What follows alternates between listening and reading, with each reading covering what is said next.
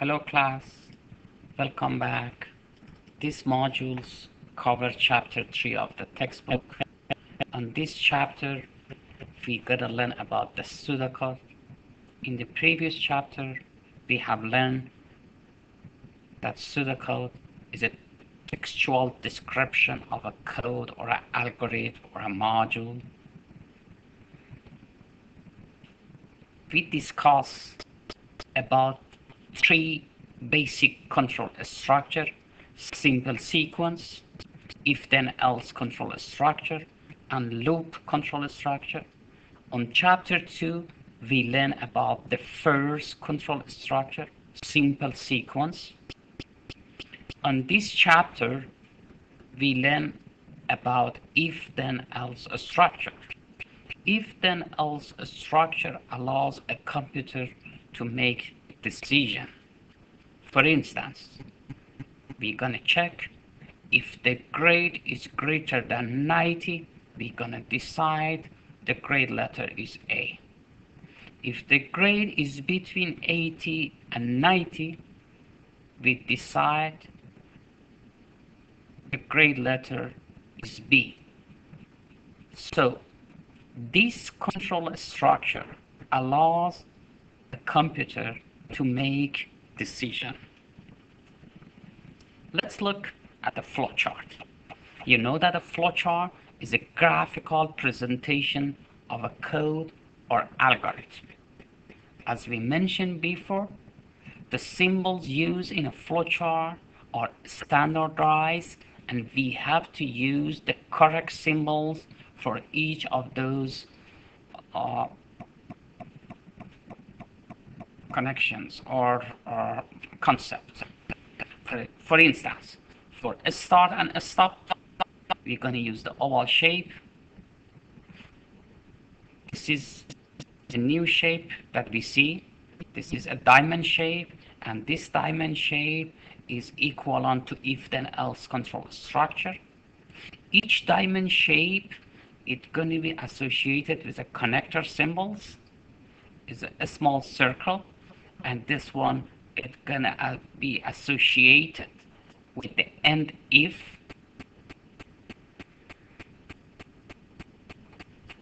So let's look at this code. We're gonna start. We're gonna input here 4 variables. These variables are name, item, quantity, and price. Then we calculate the amount of this variable amount by multiplying the quantity by price. Then we will decide. We decide if the amount computed here is greater than 200. We're going to provide 10% discount to the customers. If not, we do not provide the discount. Assume the computed value of amount is greater than 200. So we're gonna calculate the discount. It's obvious the discount should be subtracted from the amount, and that one is gonna calculate the sub bill. But if the amount is less than or equal to $200, then we do not provide any discounts.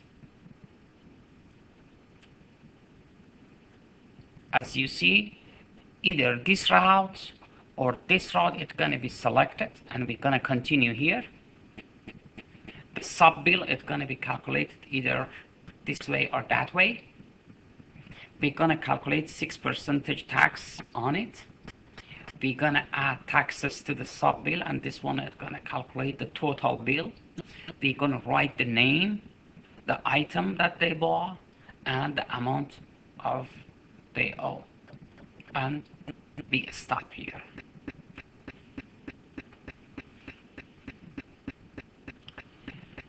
This one just a partial flowchart and partial pseudocode for if then else control structure.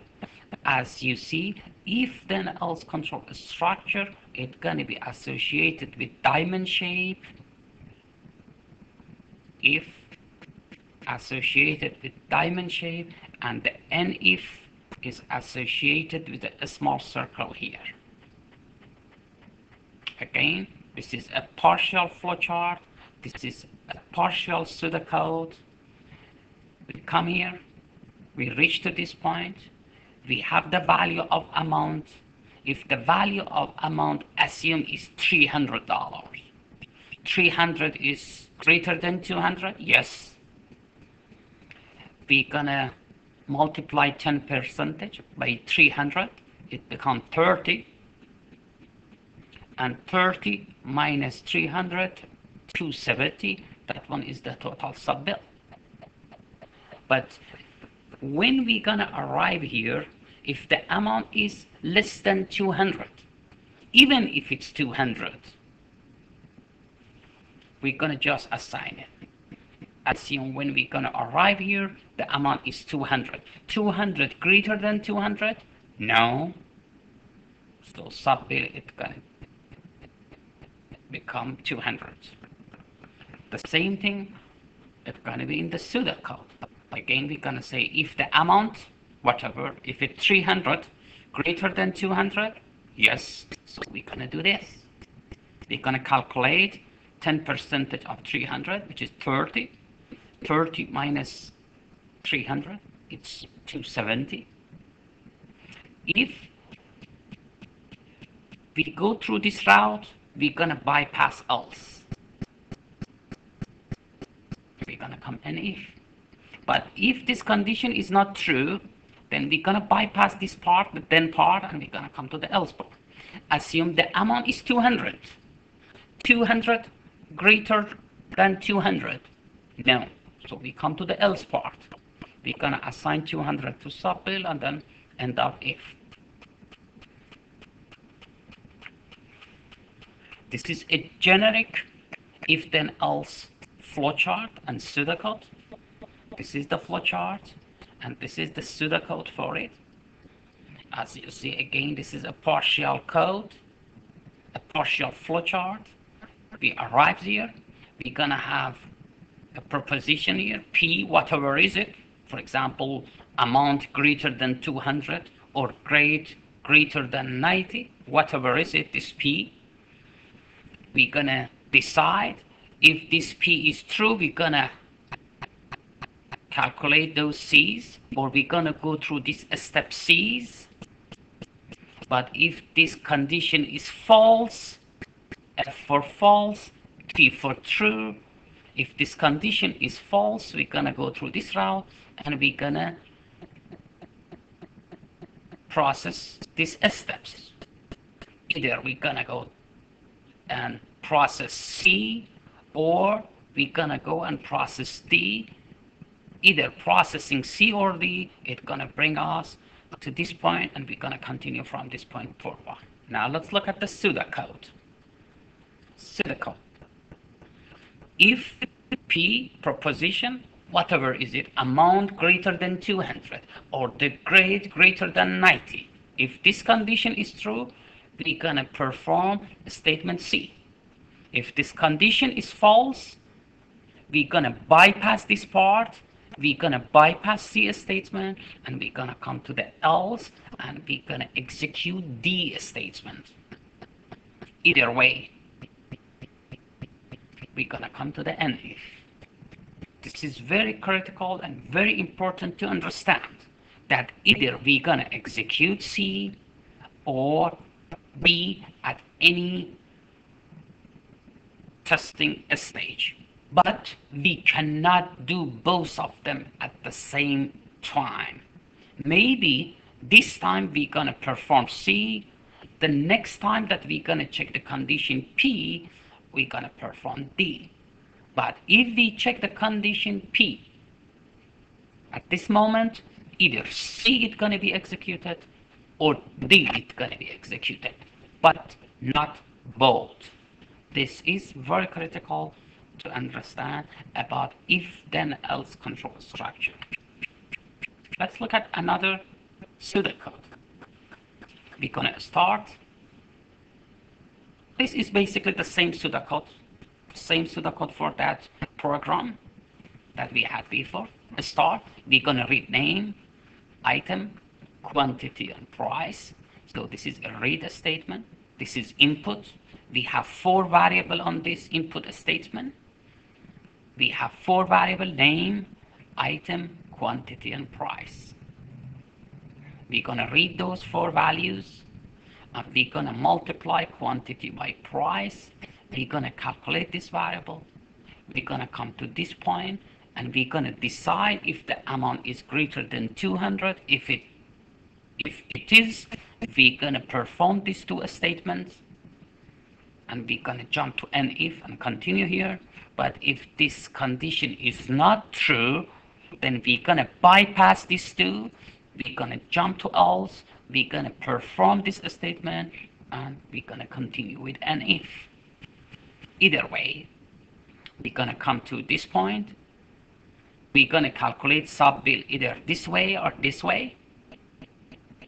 We're gonna calculate 5%. It should be 6%. This is a typo here. It should be 6%. So we're gonna calculate taxes. We're gonna add taxes to sub-bill. We're gonna calculate bill. We're gonna write. This is a write statement. This is output statement.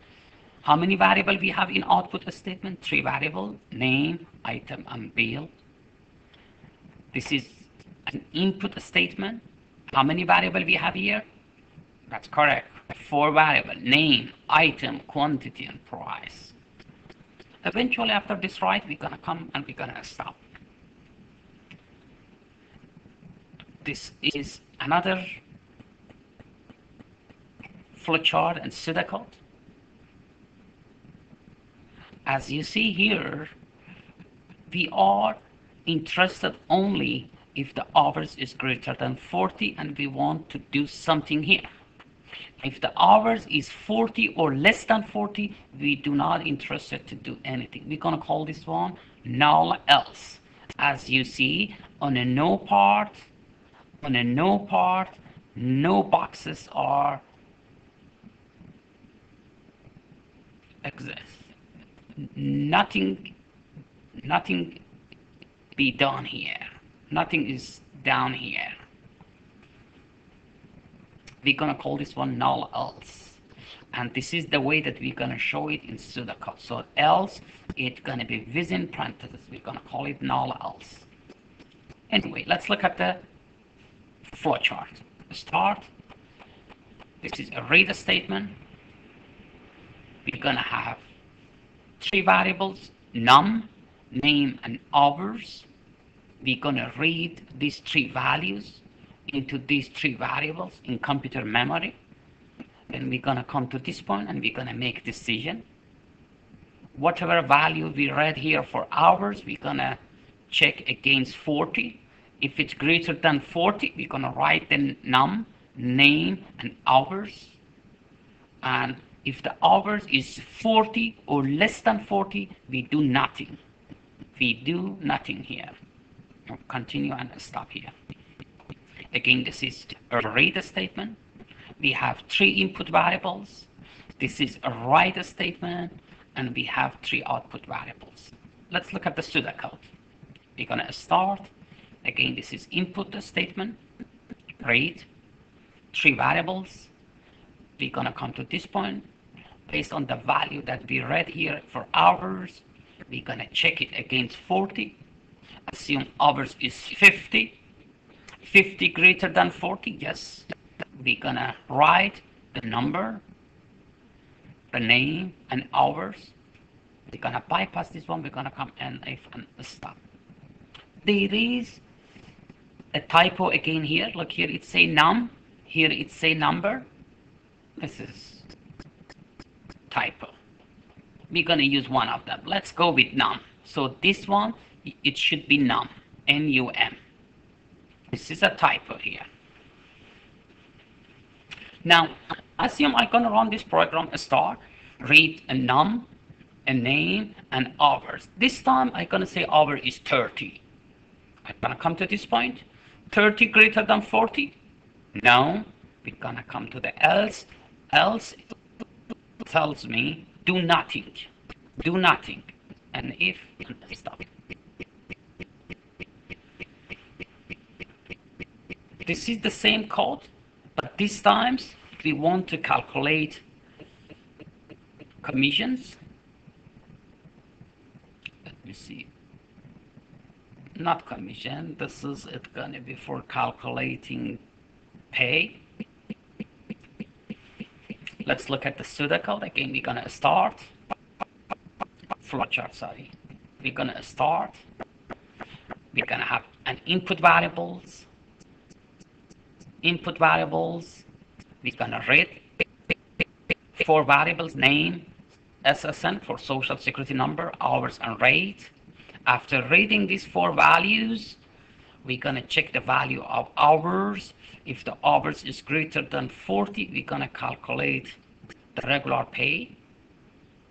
Then whatever overtime the person did, for example, if the hour is 50 here, 50 greater than 40, yes. For 40 hours, we're gonna pay them, for example, $10 per hour.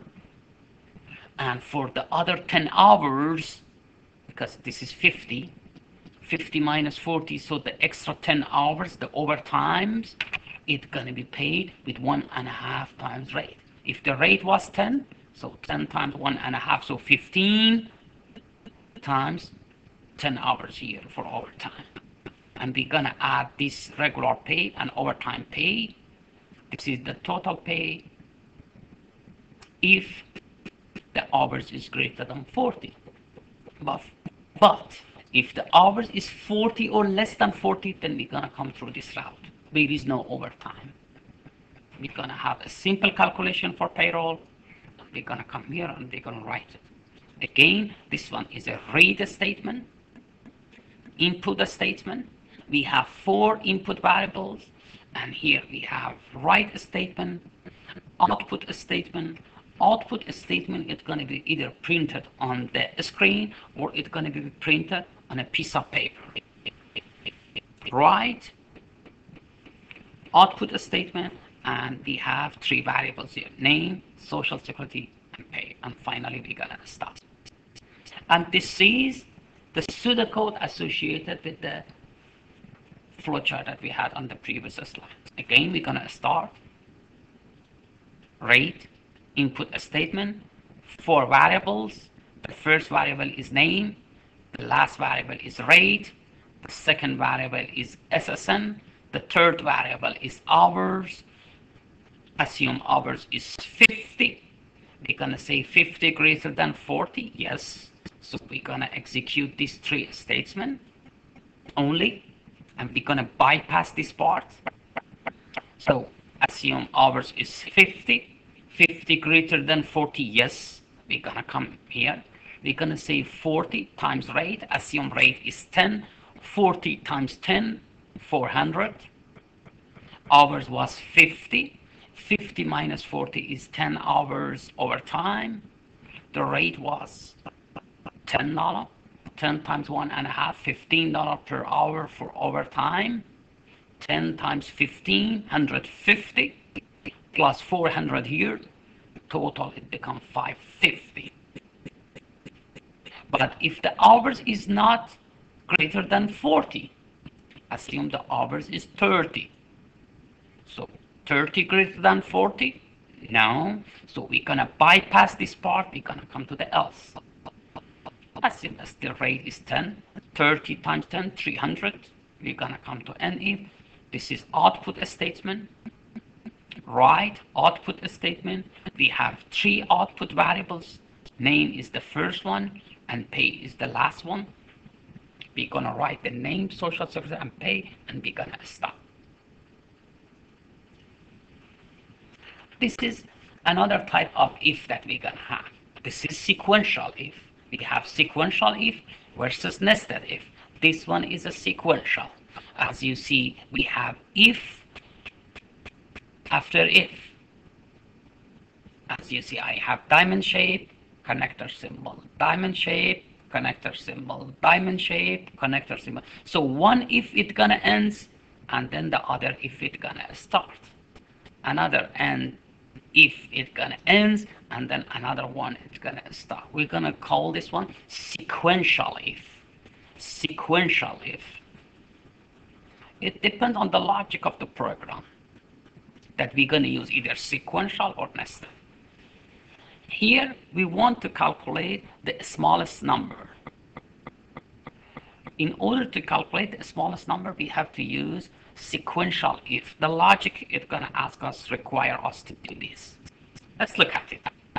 We're gonna say start, read, for variables, n1, n2, n3, n4. We're gonna assume at this moment n1 is gonna be the smallest one, whatever. We're gonna assign it to a small variable. Then we're gonna check. We're gonna say if n2 is less than small. If yes, we have to replace small with the n2. If not, we do nothing. We're gonna come and we're gonna check n3 versus small. If n3 is less than small, then we have to replace a small with n3. Otherwise, do nothing. This is null else. Null else. We're gonna do the same thing for n4. At the end of this process, we have the smallest value out of this 4 value into the variable small. And we're gonna write it and we're gonna stop. This is the pseudocode for it. Again, we're gonna start. This is input statement. Why this is input statement? That's correct, because of read. How many variables we have here? That's correct, 4 variables. What's the first one? That's correct, n1. What's the last variable here? That's correct, n4. Again, we're gonna assign n1 to this variable. Then we're gonna check n2 against the small. If n2 is less than this, we're gonna assign it. Assign n2 to a small. Otherwise, we do nothing. Else, this is null else. Do nothing here. If the n2 is equal a small or larger than small, we do nothing. We are interested just to find any number which is smaller than the value of variable small.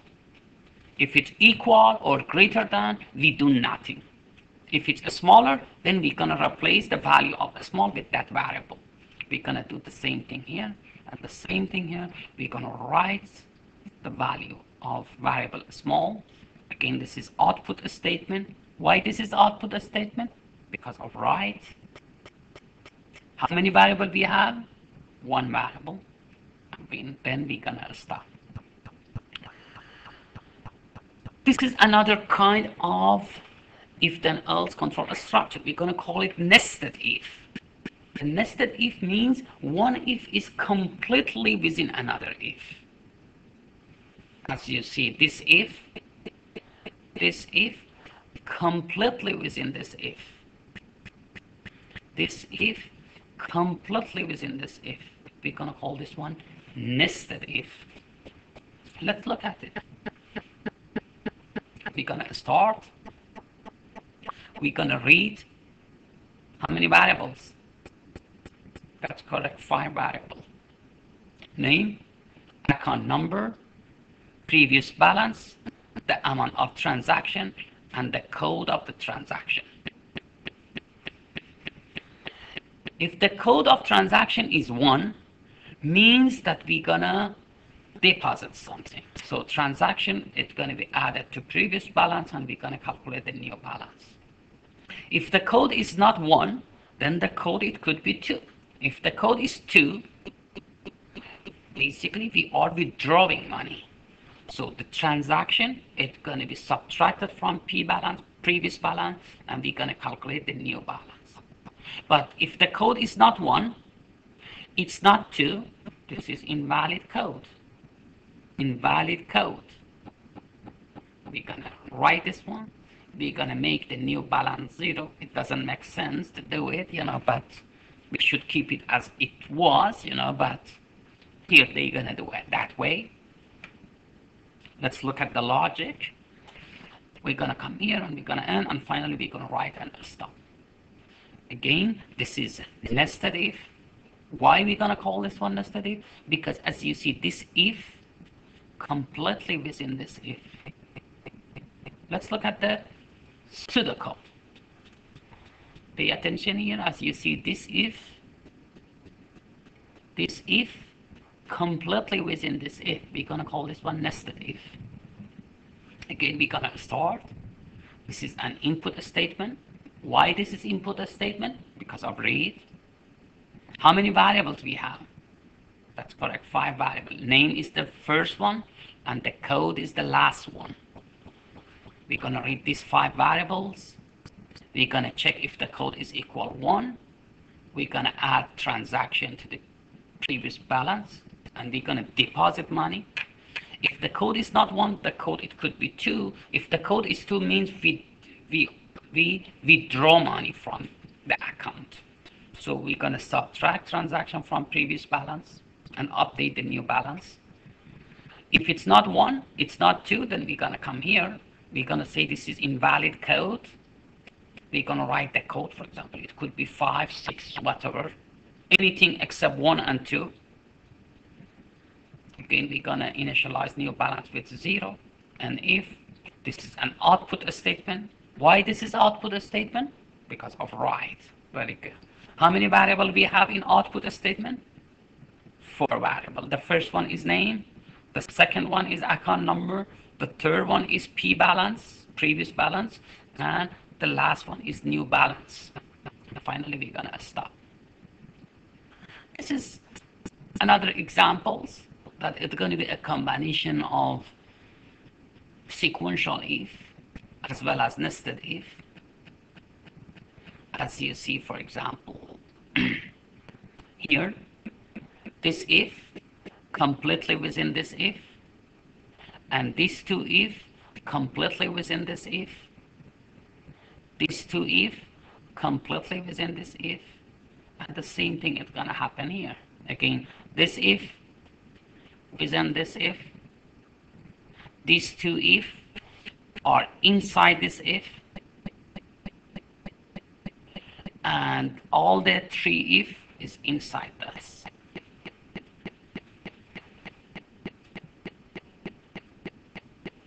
You're gonna read this one from the book. If you need any assistance or any question, please let me know. This is the pseudocode for it. This is the pseudocode for it. As you see, when we're gonna write the pseudocode, we're gonna use indentation. Indentations, it's gonna make it just easier to look at the code and view the code. When I gonna look at this one, look here, this indentation, it's gonna shows me this is one if. Look, this if, indentations here. So it's gonna make it just more easier, more readable to look or to view the code indentation. But this is very important to do. Every time that we're gonna write a pseudocode, every time that we write a pseudocode, you are required to follow the indentation rules. This is for Visual Basic. We don't follow that one. We do not do anything with Visual Basic on the textbook. So every time that you see something on Visual Basic, just bypass it. Again, key to success: study hard, watch the videos, read the notes, read the key term, read the textbook, complete homework if there is any, take the online quiz if there is any. If you don't understand something, ask questions. Always make sure that you ask questions if you don't understand, and always enjoy the course and enjoy the class. Thank you very much. Have a good day and see you next class.